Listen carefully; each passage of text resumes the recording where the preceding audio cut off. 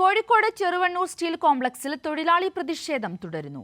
Chhattisgarh company അധികൃതരെ കമ്പനിക്ക് അകത്ത് കയറ്റാൻ അനുവദിക്കില്ലെന്ന് തൊഴിലാളികൾ. കോഴിക്കോട് ചെറുവണ്ണൂരിൽ പ്രവർത്തിക്കുന്ന സ്റ്റീൽ കോംപ്ലക്സ് ഏറ്റെടുത്ത ഛത്തീസ്ഗഡിലെ സ്വകാര്യ കമ്പനി പ്രതിനിധികളെ കോമ്പൗണ്ടിനകത്ത് കയറാൻ അനുവദിക്കില്ല എന്ന നിലപാടിലാണ് തൊഴിലാളികൾ. കമ്പനി പ്രതിനിധികൾ എത്തുമെന്ന വിവരത്തെ തുടർന്നാണ് സ്റ്റീൽ കോംപ്ലക്സിന് മുൻപിൽ പ്രതിഷേധം സംഘടിപ്പിച്ചത്. സർക്കാർ പൊതുമേഖലാ സ്ഥാപനമായ സ്റ്റീൽ കോംപ്ലക്സ് നാടിന്റെ സ്വത്താണെന്നും അത് സംരക്ഷിക്കും വരെ സമരമുഖത്തുണ്ടാകുമെന്നും തൊഴിലാളികൾ പറഞ്ഞു. ഇത് കേരള ഗവൺമെന്റിന്റെ ഭൂമിയാണ്. ഇത് സർക്കാർ പൊതുമേഖലാ സ്ഥാപനങ്ങളാണ്.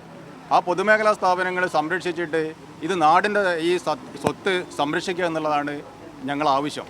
ആ ആവശ്യങ്ങൾ നേടിയെടുക്കുന്നവരെ ഞങ്ങൾ ഈ സമരത്തിന്റെ മുമ്പിലുണ്ടാവും. ഛത്തീസ്ഗഡ് കമ്പനിക്ക് സ്റ്റീൽ കോംപ്ലക്സ് കൈമാറണമെന്ന നാഷണൽ കമ്പനി ലോ ട്രൈബ്യൂണൽ ഉത്തരവിനെതിരെ സംസ്ഥാന സർക്കാർ സമർപ്പിച്ച അപ്പീലിൽ ഭൂമി അന്യാധീനപ്പെടുത്തുന്നത് national company law appellate tribunal താൽക്കാലികമായി തടഞ്ഞിരുന്നു. 300 കോടി രൂപയിലധികം വിലമതിക്കുന്ന സ്റ്റീൽ കോംപ്ലക്സ് വെറും 25 കോടി രൂപയ്ക്കാണ് SRA കമ്പനി ഏറ്റെടുത്തത്. മെയ് 2 മുതലാണ് കമ്പനിക്ക് മുൻപിൽ തൊഴിലാളികൾ ഇതിനെതിരെ സമരം ആരംഭിച്ചത്. ജനകീയ സംരക്ഷണ സമിതിയുടെ സഹായത്തോടെയാണ് സമരം. കൈരളി ന്യൂസ്, കോഴിക്കോട്.